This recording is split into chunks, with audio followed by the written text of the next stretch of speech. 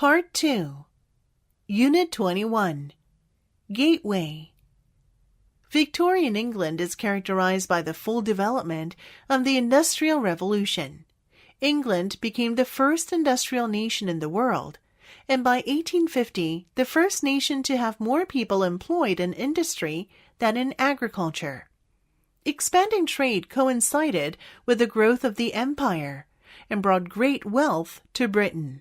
But this wealth was not evenly distributed.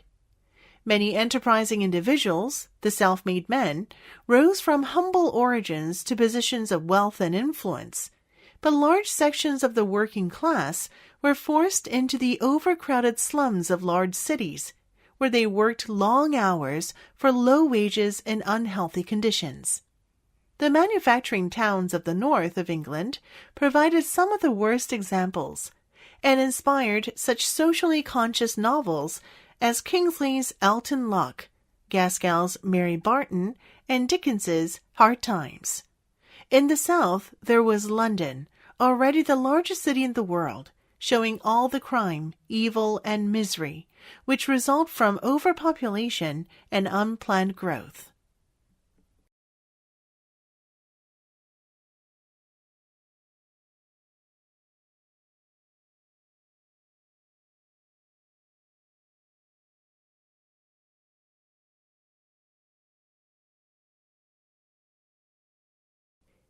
Exercises.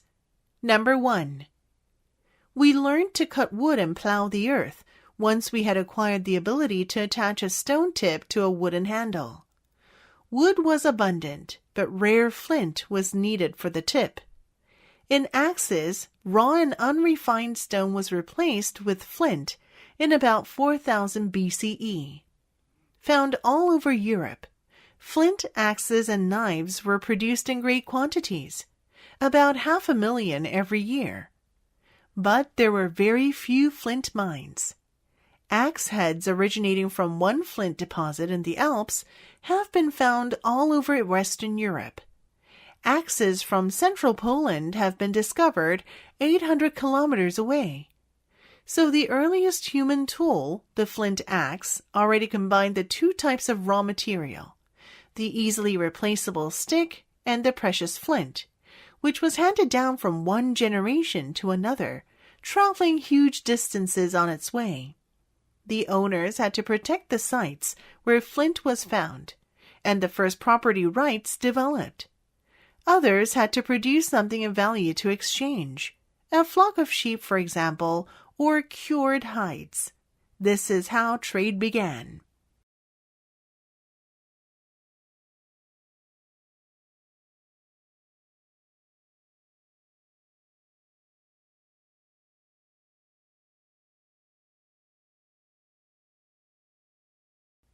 Number 2.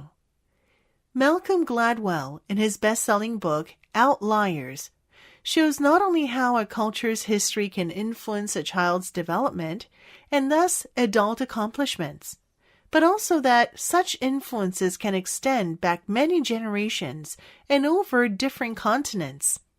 Did one's ancestors make a living as independent farmers tending rice paddies, which required planning and persistent labor, or did they make a living as serfs growing potatoes, which required planting in the spring and harvesting in the fall, with little attention necessary in between? Are you a descendant of farmers whose crops were relatively immune to theft, or of ranchers whose livelihoods could be stolen from under one's nose? Were people born in a time of economic plenty or hardship? Exceptional people, the outliers in the title of his book, Gladwell asserts, are not simply the product of hard work and native intelligence. They are the result of the practices of their culture at a particular time in history. Although Gladwell never mentions Vygotsky or socio-cultural theory, his book illustrates the importance of socio-historical influences on development.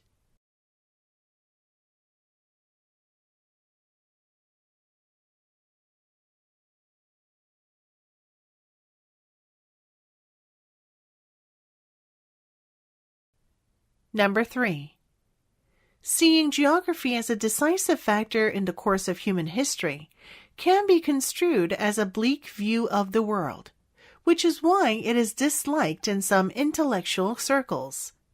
It suggests that nature is more powerful than man and that we can go only so far in determining our own fate. However, other factors clearly have an influence on events too. Any sensible person can see that technology is now bending the iron rules of geography. It has found ways over, under, or through some of the barriers. The Americans can now fly a plane all the way from Missouri to Mosul on a bombing mission without needing to land to refuel. That, along with their great aircraft carrier battle groups, means they no longer absolutely have to have an ally or a colony in order to extend their global reach around the world. Of course, if they do have an air base on the island of Diego Garcia or permanent access to the port of Bahrain, then they have more options, but it is less essential.